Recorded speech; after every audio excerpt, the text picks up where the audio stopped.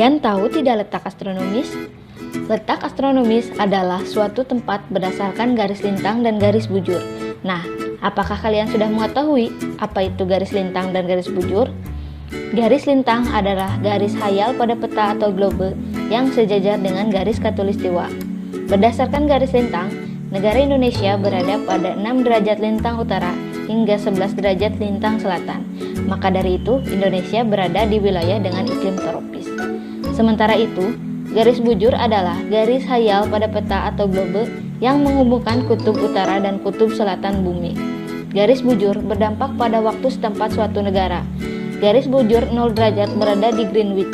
Indonesia berada di garis bujur 95 derajat bujur timur hingga 141 derajat bujur timur. Letak ini menyebabkan Indonesia memiliki 3 daerah waktu, yaitu waktu Indonesia Barat, waktu Indonesia Tengah, dan waktu Indonesia Timur. Nah, sekarang mari kita lihat letak astronomis beberapa kota di Indonesia. Perhatikan garis lintang dan garis bujur suatu kota tersebut.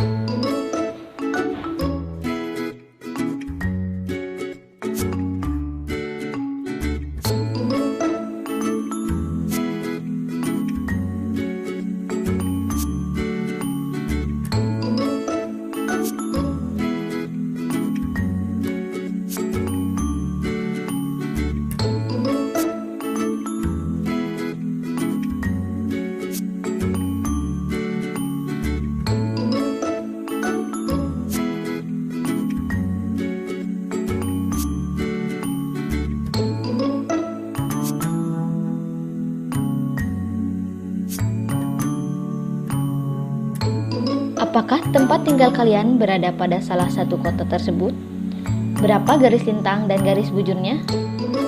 Indonesia memiliki keberagaman yang sangat banyak. Baik dari suku, agama, bahasa, dan masih banyak hal lainnya yang ada di Indonesia. Hal ini membuat sekolah yang ada di Indonesia memiliki banyak keanekaragaman dalam komunitas yang sangat kecil. Sebagai contoh, dalam kelas terdapat bermacam suku dan latar belakang keluarga yang berbeda-beda.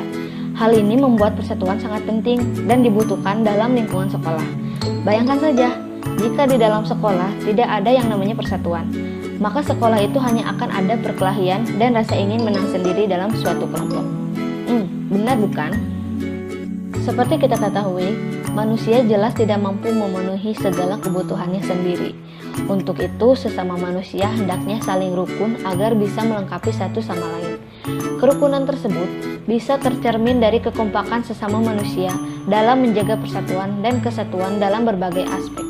Perilaku yang mencerminkan perwujudan kesatuan dan kesatuan dalam bermasyarakat, misalnya bergaul dengan sesama warga masyarakat, tidak membeda-bedakan suku, agama, ras, ataupun aliran.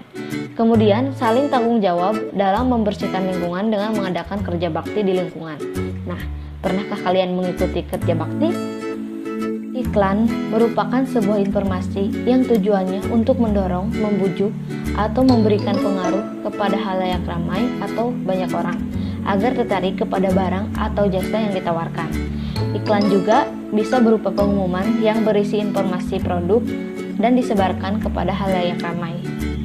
Agar suatu informasi dapat dikatakan sebagai iklan, maka harus memenuhi beberapa syarat-syarat iklan. Di antaranya, 1. Iklan harus bersifat objektif dan jujur. 2. Jelas dan mudah dipahami. 3. Menarik perhatian banyak orang. 4. Tidak mengandung sara dan menyinggung pihak lain. Ada beberapa jenis iklan, salah satunya iklan komersial. Iklan komersial merupakan iklan yang menawarkan suatu produk. Dilihat dari iklan tersebut, ada beberapa syarat dari sebuah iklan. Yang pertama, ada nama produk. Kedua, ada gambar produk. Ketiga, kalimat yang menarik. Keempat, logo atau nama perusahaan yang membuat iklan tersebut. Selanjutnya, ada iklan layanan masyarakat. Iklan jenis ini bertujuan untuk memberikan informasi dan pencerahan kepada masyarakat tentang suatu isu atau hal tertentu. Iklan layanan masyarakat dibuat oleh lembaga atau instansi pemerintah atau organisasi non-profit. Ada beberapa ciri dari iklan layanan masyarakat. Yang pertama, tidak bertujuan komersil dan bersifat umum. Yang Yang kedua, diajukan oleh organisasi yang diterima dan diakui. Yang ketiga, untuk seluruh lapisan masyarakat. Yang keempat, memiliki dampak dan kepentingan tinggi. Setelah membahas materi, mari kita lihat salah satu iklan yang bertujuan untuk meningkatkan rasa persatuan dan kesatuan di Indonesia.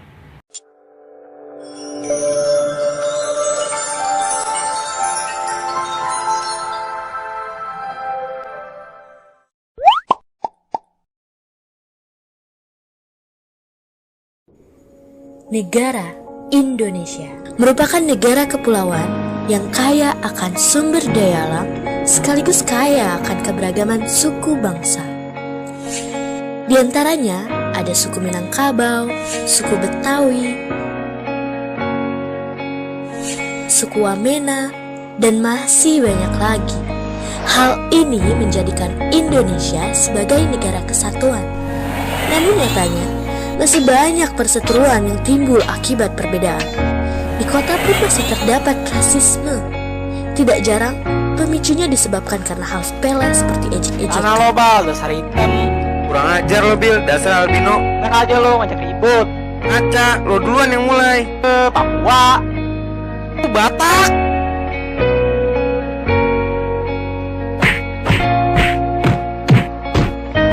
Hal buruk ini tidak akan terjadi jika kita saling menghargai atas segala perbedaan. Mulai dari perbedaan budaya, perbedaan keyakinan, perbedaan warna kulit. Sudah saatnya kita berubah menjadi lebih baik, di mana mayoritas bersatu dengan minoritas dalam rasa solidaritas. Dimulai dari diri sendiri, lalu membiasakannya pada orang lain. Karena perbedaan itu adalah alasan untuk bersatu. Mari saling menghormati dan menghargai, karena kita adalah Bhinneka Tunggal Ika. Berbeda-beda tetapi tetap satu jua. Satu bangsa. Mari berlatih soal.